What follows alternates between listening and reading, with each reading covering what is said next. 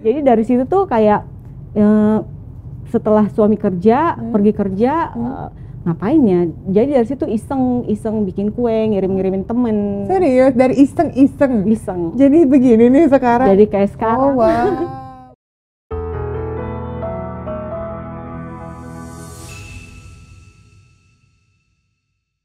Hai lovely people semuanya, balik lagi di channel Raisa Broto Asmoro. Dan kali ini spesial banget karena bakalan ngobrol sama pengusaha muda yang cantik, jago masak, terus punya bisnis kuliner terkenal. Wah, sudah hadir di sini Mbak Rosma Soehardi. Halo, apa kabar? Baik. Aduh, aku tuh selalu suka sama hasil masakan-masakannya dan restonya juga. Makasih. Seneng banget bisa hadir di sini. Terima kasih juga udah diundang datang ke sini. Lagi sibuk apa, Mbak Rosma? Aku lagi sibuk mengelola bisnis resto aku sama ya kayak bikin resep-resep baru aja. Wow, ini emang sejak kapan sih tertarik di dunia F&B ini? Jadi tertarik itu sebenarnya dari tahun 2012 setelah menikah. Oh gitu. Kita nikahnya tahun yang sama loh, Mbak. Kamu nikah tahun berapa? 2012. Oh iya sama.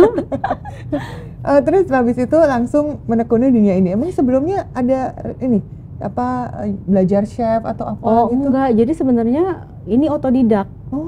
Jadi setelah nikah pindah ke Jakarta, aku sebenarnya dari Makassar. Dari Makassar. Aku dari Makassar nih. Asli Makassar.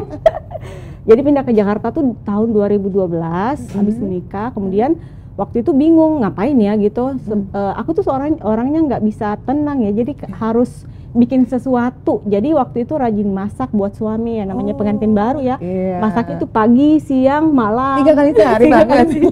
Ini namanya baru gitu. Iya. Jadi dari situ tuh kayak setelah suami kerja, pergi kerja, ngapain ya? Jadi dari situ iseng bikin kue, ngirim-ngirimin temen. Serius? Dari iseng?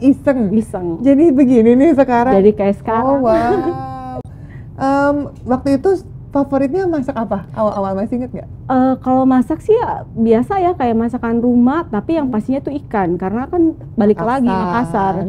Aku tuh nggak bisa ikan, ya? hidup tanpa ikan. Oh gitu ya?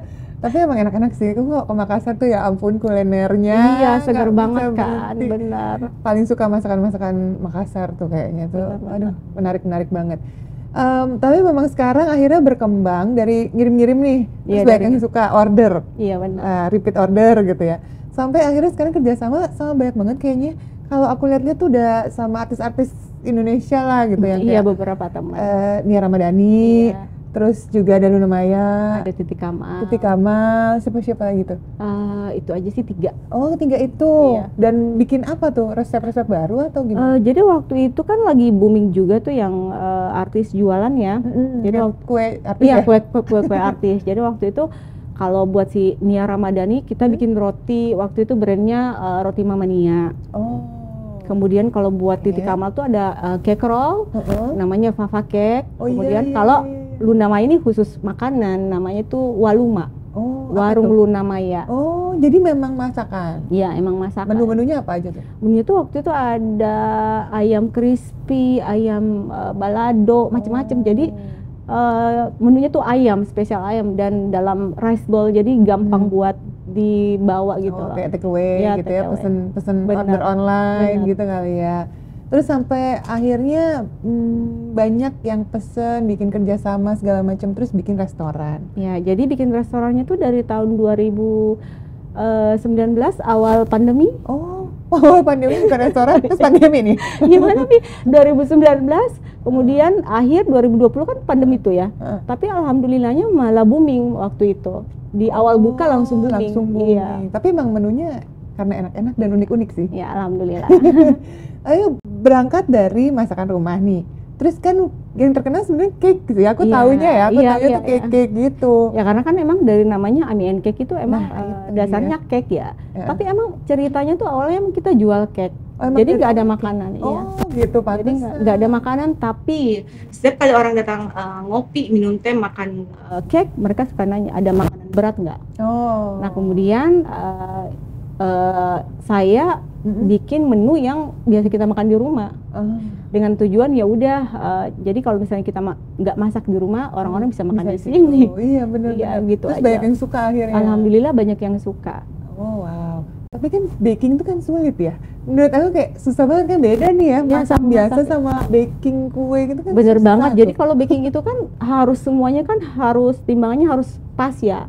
Kalau nggak pas ya udah dibuang. Beda banget Aduh. sama masakan ya. Iya. Masakan kurang garam, tambahin Bisa garam, kegaraman kasih air. Bisa ada solusi. Ya, kalau nggak baking ada kayak- harga mati. Oh gitu ya. Kalau misalnya kurang baking soda udah nggak ngembang deh, Nggak udah mantep ya. ngembang. Kurang manis udah nggak bisa Nggak dijadiin bisa, kue. iya benar. Oh iya. Tapi kenapa kok akhirnya tertantang kah, atau emang orangnya suka yang Sebenarnya kayak gitu? banyak juga ya teman-teman yang bilang, kok kamu bisa bikin kue? Aku bilang iya ya, kok bisa ya. Jadi selama ini dari awal tuh aku ternyata orangnya tuh suka penasaran endingnya kayak apa sih gitu. Penasaran di awalnya, dan pengen tahu kalau kue itu jadi terus dikasih ke orang-orang tuh mereka tuh komennya apa. Kemudian rata-rata tuh pada suka. Jadi dari sana tuh kayak mungkin terlalu excited ya. Jadi intinya ya udahlah lanjutin aja. Oh gitu. Jadi karena memang ya suka banget tantangan, udah gitu nggak bisa Iya, diem ya, aktif terus. Jadi kayaknya pengen ngerjain Iya, sesuatu bener. terus. Tapi kenapa namanya Ami and Cake sih? Kenapa nggak Rosma and Cake? Kayaknya kalau Rosma and Cake nggak ngejual ya. Masa sih? Ami itu dari mana kata-kata Jadi, Ami? Di rumah tuh anak-anak atau suami tuh dan suami tuh nggak memanggil mami, ibu atau bunda ya. Oh, Mereka tuh manggilnya Ami. Mungkin karena aku menolak buat jadi ibu-ibu kali ya. Kesannya tuh ibu-ibu gimana. Jadi udahlah panggil Ami aja ya gitu. Oh gitu. Jadi itu panggilan sayang Iya, di panggilan rumah. sayang di rumah yang artinya ibu. Oh wow. Emang sekarang anaknya udah umur berapa, Mbak? Anak aku ada 3. Yang pertama tuh umur 21 tahun. Hah? Sekarang lagi sekolah chef di luar. Oke. Kemudian yang 2 ini masih SD. Oh ini nerusin ceritanya ya? Karena dia Meneruskan suka. jejak. Dia suka. Mungkin karena ngelihat kali ya. Terinspirasi banget kali ya Iya, sama benar. mamanya. Ini perempuan laki-laki nih? Yang pertama perempuan Jadi benar-benar ini ya, sosok ibu jadi idola sampai akhirnya lagi kuliah di mana di sekarang? Melbourne. Oh di Melbourne. Wow keren banget. Terus suka bikin kue juga nggak? Suka dia. Suka juga. Suka masakin kita juga kalau kita ke sana. Oh wow. Ini sebenarnya inspirasi untuk bikin cake-nya itu datang dari mana sih? Kan aku tahu ini bukan cake yang umumnya ya. Ya. Kayak ada yang unik-unik gitu menu-menunya. Misalnya apa aja tuh? Es campur. Es campur lah. Es campur kan biasanya kita nikmatin dalam bentuk es ya. Ini kita bikin dalam bentuk kue. Sama juga misalnya klepon. Klepon itu kan bulat-bulat gitu, tapi ini dalam bentuk kue. Kue. Gitu. Tapi rasanya enak sama. Kayak kepon, tapi Iya. lebih enak menurut aku. Tapi itu dari mana inspirasinya? Kalau inspirasi itu bisa dari mana aja ya.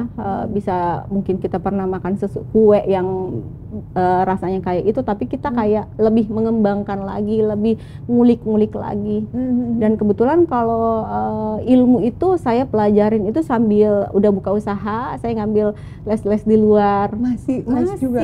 Jadi jangan cepat puas. Oh wow. Jadi udah jadi entrepreneur. Ini udah sibuk dengan keluarga juga ya kan.